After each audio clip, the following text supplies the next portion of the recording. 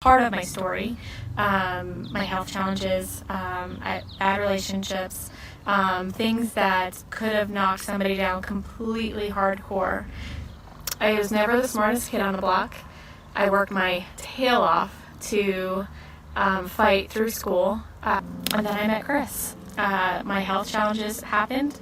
I was diagnosed with some health challenges, and then I met Chris.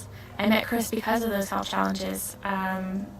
My friend sent me a friend suggestion for him. It was actually his cousin's wife. And I deleted it. I was like, I'm not interested. I don't want to meet a guy. Bye-bye. So I deleted her friend suggestion for him. In the part where I gave up on everything, I quit my job. It was kind of temporarily, but I kind of quit my job of 9 years. I just said, I'm done. I can't do this anymore. You don't understand me. You don't understand what's going on in my life. And I quit. And I got a friend request from Chris. I was in a really, really, really bad place. And I got a friend request from Chris on Facebook. And I was like, oh, what the heck? I'm never going to meet him. Except, one thing led to another. And 8 years later, we have 2 kids. We live in Colorado. And he's the best thing that has ever happened to me. We'll love you. And stand by you. And stand by you. As long as we both shall live. As long as we both shall live. And because of my health challenges, because I got so sick, I let him in. And he only knew me at that time. He knew me at my worst. And he accepted me. And through, your vows, through sickness, your vows, and everything. Through sickness, he's been there, and everything. He was the one that let me lay on him and fall asleep. He was the one that let me lay on him and fall asleep for 3.5 hours on his lap while he had to pee. He is the best thing that has ever happened to me. It begins with 7 words. Chris Watts had always seemed like the perfect husband. Quiet, dependable, a man who never raised his voice, never argued, and always smiled just enough to make everything look normal. To the outside world, he lived an enviable life, a devoted father, a caring husband, a neighbor who waved politely. But behind closed doors, the air in the Watts household was heavy, tense, suffocating. Shanann returned from another long day at work, tired but hopeful. She carried groceries, humming softly, expecting a warm smile, a kiss, a few words of affection. But Chris barely looked up. He moved through the house like a ghost, his face blank, his hands busy with chores that seemed almost rehearsed. No warmth. No acknowledgement. And then, according to investigators and those close to the case, he said it.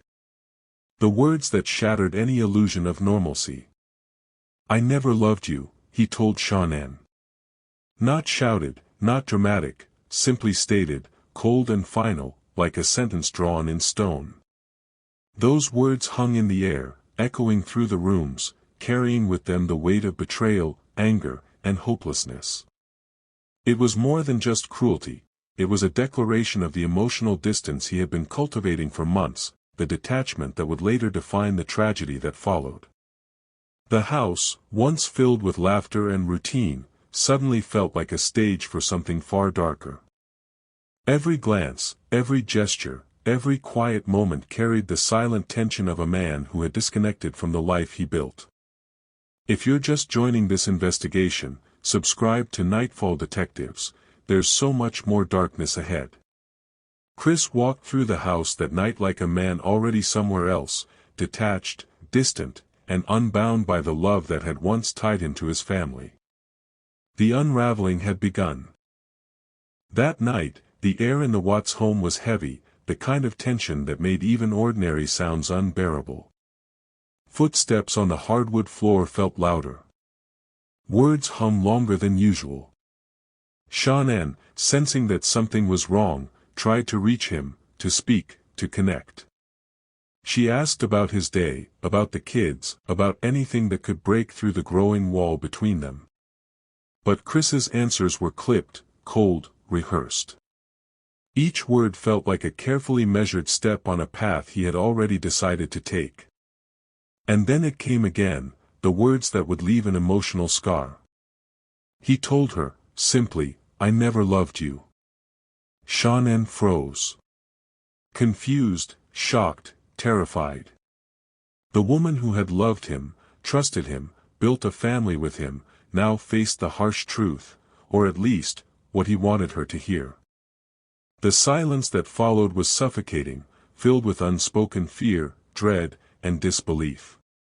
The night stretched on, hours passing in an oppressive fog of tension. Every glance was suspicious, every movement calculated. Chris had transformed from the man she knew into a stranger, a man capable of cold indifference, a man whose emotional detachment hinted at something darker lurking beneath the surface.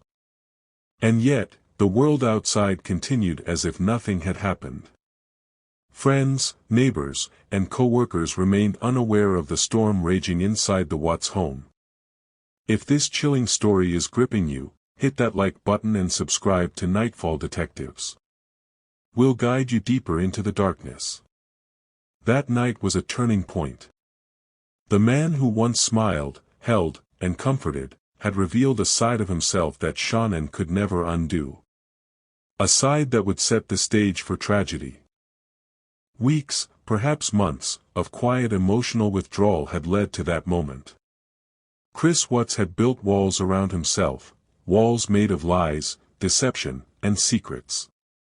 He had been distant, aloof, a man living behind a mask so convincing that no one could see the storm inside. "I never loved you," he had said, but it wasn't just a moment of cruelty, it was the outward reflection of a man already lost in his own moral and emotional labyrinth. Those words weren't spontaneous. They were the culmination of internal chaos, detachment, and a desire to escape a life he had outgrown, or pretended to love. Friends and co-workers had noticed changes. Chris was quieter, sharper, more meticulous in ways that hinted at internal battles. He avoided discussions about the future, about finances, about the kids. The smiles had faded. The laughter had disappeared. Even his interactions with Shanann's closest friends were mechanical, polite, but devoid of genuine warmth. In the shadows, he had begun imagining a life apart from the one he had built. A life free from responsibility, free from expectation, and free from the emotional weight of love he no longer felt. Share this episode with someone who follows true crime, because what comes next will show just how far a man can fall when his inner darkness takes control. That night, Chris's words lingered like smoke in a room long after the conversation ended. Every corner of the house, every object, every memory now carried the echo of those three devastating words. They were the seeds of the darkness that would eventually consume him, and everyone around him. And somewhere deep inside, he already knew that nothing would ever be the same. The night spiraled further. The house, once a home, had become a cage of emotion, tension, and inevitability. Shanann tried to reach him, tried to plead, tried to understand. But Chris's detachment had hardened into something unrecognizable, something that frightened even him. Every word, every glance, every hesitation became a battlefield. She demanded honesty, he gave silence. She demanded affection, he offered cold indifference. And at some point, the distance between them was no longer just emotional, it was something tangible, pressing, almost suffocating. Investigators later noted that this moment, the emotional unraveling, was a breaking point.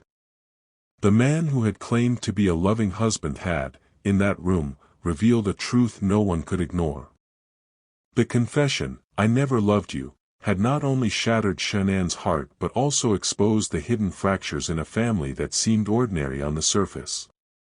Stay with us, and subscribe to Nightfall Detectives, because what comes next is the darkness behind the words, the moment where detachment turns into something far more terrifying.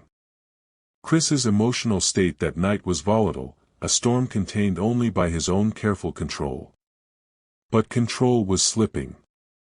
Every look he gave, every word he spoke, every step he took in the quiet house was a countdown toward a final, devastating act. And while the world outside continued, oblivious to the tension within, the house was silent, save for the echoes of words that would haunt investigators, friends, and family for years to come.